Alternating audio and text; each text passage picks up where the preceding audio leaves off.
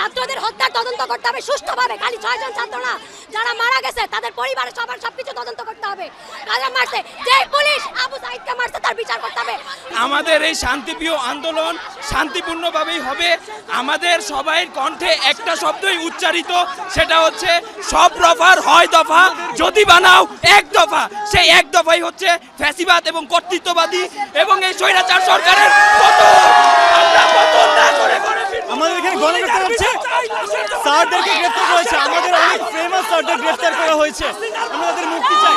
ফাহাদ স্যারকে গ্রেফতার করা হয়েছে।